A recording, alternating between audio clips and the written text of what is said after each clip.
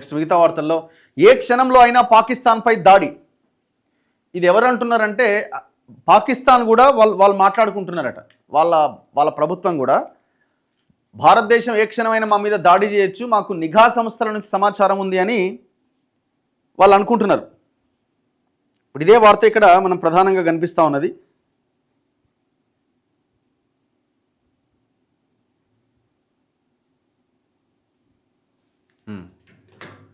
సర్వసన్నద్ధమవుతున్న Bharat, America, China సహా పలు దేశాలకు పరిస్థితిని వివరించిన విదేశాంగ శాఖ. P5 దేశాలతో జైశంకర్ చర్చలు, తాలిబాన్ కూడా మన వైపే. CCS భేటీలో సైనిక సన్నద్ధతపైన ప్రధాని సమీక్ష. కీలక విన్యాసాలు ప్రారంభించిన త్రివిధ దళాలు, జాతీయ భద్రతా సలహా బోర్డు పునర్వ్యవస్థీకరణ.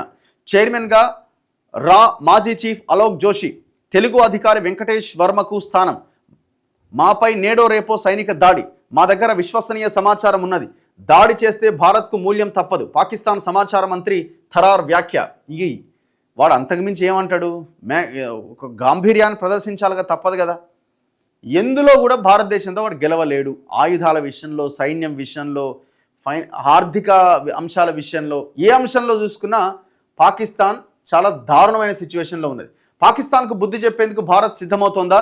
ఏ క్షణంలో అయినా పాక్ పైన విరుచుకుపడేందుకు సన్నద్ధమవుతోందా? దాయాదికి గట్టి గుణపాఠం నేర్పబోతున్నదా? పెహల్గాం ఉగ్రదాడికి బదులు తీర్చుకోబోతున్నదా అంటే కేంద్ర ప్రభుత్వం తీసుకుంటున్న చర్యల్ని చూస్తే అవుననే సమాధానం వస్తోంది. పాకిస్తాన్ కూడా తమపై నేడో రేపో దాడి జరగడం తథ్యమని భావిస్తోంది. అయితే 2018 నుంచి పెద్దగా పనిచేయకుండా ఉన్న జాతీయ భద్రతా సలహా బోర్డును మోదీ సర్కార్ తాజాగా పునర్వ్యవస్థీకరించింది.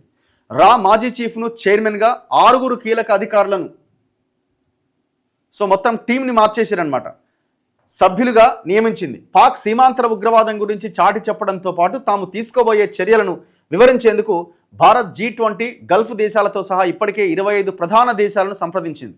పాకిస్తాన్ను తీవ్రంగా వ్యతిరేకిస్తున్న తాలిబాన్ను కూడా విశ్వాసంలోకి తీసుకున్నట్టు సమాచారం. పెహల్గాం ఉగ్రదాడిని తాలిబాన్ తీవ్రంగా ఖండించింది. ఖైబర్ పఖ్తూన్ఖ్వాలో పాకిస్తాన్ ఇప్పటికే తాలిబాన్ తిరుగుబాటును ఎదుర్కొంటోంది. ఈ క్రమంలో భారత విదేశాంగ శాఖ సంయుక్త కార్యదర్శి ఆనంద్ ప్రకాష్ నేతృత్వంలో భారత ప్రతినిధులు కాబూల్ చేరుకొని తాలిబాన్ విదేశాంగ మంత్రితో చర్చలు జరిపారు. తాజాగా కేంద్ర విదేశాంగ శాఖ మంత్రి జైశంకర్ స్వయంగా P5 దేశాలైన America, China, Britain, Russia, France విదేశాంగ మంత్రులతో మాట్లాడారు. మరోవైపు బుధవారం రెండోసారి జరిగిన భద్రతా వ్యవహారాల కేబినెట్ కమిటీ సమావేశంలో ప్రధాని మోదీ త్రివిధ దళాల సన్నద్ధతపైన సమీక్షించారు. ఇట్లా రెడీ అవుతున్నారు.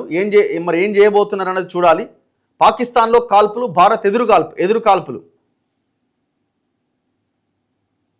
786 మంది పాకిస్తాన్కు, 1465 మంది భారత్ కట. దేనికి? ఇది వీసాలు రద్దు చేసిరు కదా, ఎక్కడో అక్కడ వెళ్ళిపోవాలి. పాకిస్తాన్లో ఉన్న వాళ్ళు భారత్కు వచ్చేయాలని పాకిస్తాన్ చెప్పింది. భారత్లో ఉన్న పాకిస్తానీలు ఎవరున్నా వెళ్ళిపోవాలని భారత్ చెప్పింది. దీంతో పాకిస్తానీల వీసాల రద్దు నిర్ణయం తర్వాత భారతదేశం నుంచి 786 మంది పాక్ దేశస్తులు వెళ్ళిపోయారు. వీరిలో దౌత్యవేత్తలు, వారి కుటుంబ సభ్యులు, సిబ్బంది ఉన్నారు. వీరితో పాటు పాక్ వీసా కలిగి ఉన్న 8 మంది భారతీయులు కూడా వెళ్ళిపోయారు. మరోవైపు పాకిస్తాన్ నుంచి ఇండియాకు 1465 మంది మన దేశానికి వచ్చేసిరట. ఇట్లా నడుస్తూ ఉన్నది. పాక్ సైన్యంలో తిరుగుబాటు నడుస్తున్నదట. పెహల్గాం ఉగ్రదాడికి ప్రతీకారంగా భారత్ యుద్ధానికి దిగుతుందని పాకిస్తాన్ పాలకులే కాదు, సైన్యం కూడా భయపడుతున్నట్టు వార్తలు వస్తున్నాయి. కొందరు సైనికులు, సైన్యాధికారులు తిరుగుబాటు చేయగా పలువురు ఏకంగా ఆర్మీకే గుడ్ బై చెప్పిరట. ఇది ఎకనామిక్ టైమ్స్ అనే ఒక ప్రముఖ పత్రిక ఒక కథనం ప్రచురించింది. అన్నింటికంటే ముఖ్యంగా army chief general Asim Munir అజ్ఞాతంలోకి పోయిండట. అసలు వాడు రెచ్చగొట్టింది మొత్తం ఇదంతా. ఆయన పాక్ ఆర్మీ హెడ్ క్వార్టర్స్ రావల్పిండిలో బంకర్లో దాక్కున్నారని పాక్ ప్రభుత్వంలో కొందరు అధికారులు చెబుతుండగా కుటుంబంతో కలిసి విదేశాలకు పరారయ్యారని సోషల్ మీడియాలో కథనాలు వస్తున్నాయి. అయితే పాకిస్తాన్ దీన్ని కొట్టిపారేసింది. యుద్ధ భయంతో కుటుంబ సభ్యుల ఒత్తిడి తట్టుకోలేక ఇప్పటికే 4500 మంది సైనికులు, 250 మంది సైన్యాధికారులు పాక్ సైన్యానికి గుడ్ బై చెప్పేశారని ది డైలీ గార్డియన్ పత్రిక తెలిపింది. ఇంకొన్ని వేల మంది ఉద్యోగాలకు రాజీనామా దరఖాస్తులు సమర్పించారు. దీంతో ఆర్మీ చీఫ్ మునీర్ షాక్ అయిందట. సైన్యంలో స్థైర్యాలు నింపేందుకు inter services public relations DG major general Faisal Mahmood మాలిక్ను రంగంలోకి దించిరట. ఆయన అన్ని ర్యాంకుల సాయుధ బలగాలను ఉద్దేశించి ఏప్రిల్ 26వ తేదీన రాసిన రహస్య లేఖ వెలుగులోకి వచ్చింది. మనోబలం కోల్పోవద్దని, దేశానికి విశ్వాసపాత్రులుగా ఉండాలని మాలిక్ అందులో కోరారట. మొత్తం మరి ఏముంటుంది, యుద్ధం కనుక జరిగితే ఖచ్చితంగా మన దేశానిదే పై చేయి ఉంటుంది, దాంట్లో డౌట్ పడాల్సిన అక్కరే లేదు. సో వాళ్ళు యుద్ధం చేసి ప్రాణాలు కోల్పోవడం ఎందుకు అని సైన్యంలో ఉన్న వాళ్ళు కూడా వెనక్కి తగ్గుతున్నారట.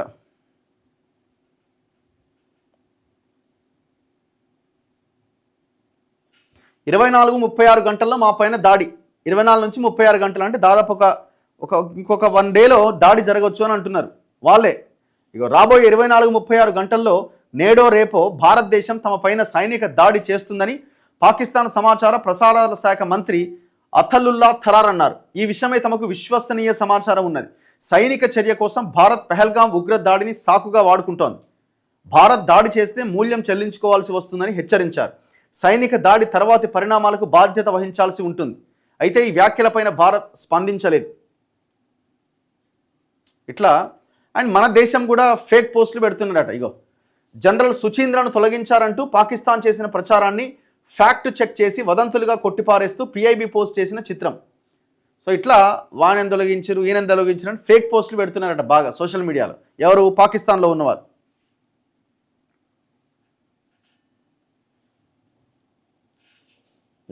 పాకిస్తాన్లో హఫీజ్ విలాసవంతమైన జీవితం అట. లాహోర్లో కట్టుదిట్టమైన భద్రత మధ్య జీవనం. బట్టబయలు చేసిన శాటిలైట్ ఫోటోలు, వీడియోలు. వాడు మన ఈ పార్లమెంట్ పైన దాడి కేసులో వీడు సూత్రధార అనుకుంటా ఆనాడు. వీళ్ళందరికీ పాకిస్తాన్ ఆశ్రయం. ఇది ఎవరో చెప్పట్లే కదా, పాకిస్తాన్ రక్షణ మంత్రి ఒప్పుకుంటున్నాడు. అవును, అమెరికా బ్రిటన్లని ఇది చేయడం కోసం మేము ఉగ్రవాదాన్ని పెంచి పోషించినామని వాళ్ళు డైరెక్ట్ ఓపెన్గానే చెప్తున్నారు. ఇదిగో ఈ సింధు జలాల ఒప్పందాన్ని భారత ప్రభుత్వం రద్దు చేయడంతో పాకిస్తాన్కి నీళ్లు పోవడం అనేది తగ్గుతున్నదట. ఈ 6 ఈస్ట్ అండ్ వెస్ట్ సైడ్ ఉన్న 6 నదులు కలిసేటువంటి సింధు నది, ఇండస్ నది దాదాపుగా 80% పాకిస్తాన్లో ఉన్న అగ్రికల్చర్ కావచ్చు, పరిశ్రమలకు వచ్చే నీళ్లు కావచ్చు, తాగునీటి కావచ్చు, దాదాపు 80% వాటర్ వాళ్ళకి ఈ అగ్రికల్చర్ కూడా ఈ సింధు నది జలాల మీదనే వాళ్ళు బతుకుతూ ఉన్నారు. ఈ ఒప్పందం రద్దు చేయడంతో ఇగో ఏప్రిల్ 22కు ముందు చినాబ్ నది ఎట్లా ఉన్నది, ఏప్రిల్ 29 తర్వాత చినాబ్ నది ఎట్లా ఉన్నదన్న కొన్ని శాటిలైట్ దృశ్యాలు సోషల్ మీడియాలో వైరల్ అవుతున్నాయి. పెహల్గాం ఉగ్ర దాడి నేపథ్యంలో సింధు జలాల ఒప్పందాన్ని భారత్ నిలిపేయడంతో దాయాది దేశం పాకిస్తాన్ ఉక్కిరిబిక్కిరి అవుతోంది. రోజుల వ్యవధిలోనే పాకిస్తాన్లోని సియాల్కోట్లో ప్రవహించే చినాబ్ నది ఎండిపోయింది. దీనికి సంబంధించిన శాటిలైట్ చిత్రాలు సామాజిక మాధ్యమాల్లో వైరల్గా మారినాయి. పాకిస్తాన్కు జీవనాడి అయిన సింధు జలాలు కట్టడి చేయడంతో ఏప్రిల్ 29వ తేదీ కల్లా పొరుగు దేశంలో ప్రధాన నది అయిన చినాబ్లో ప్రవాహాలు పూర్తిగా కనుమరుగైనాయి. ఇప్పుడు వాళ్ళతో యుద్ధం చేయాల్సిన అక్కర్లేదు, అదొక్కటే ఆపితే కథమే. దేశం అతలాకుతలం.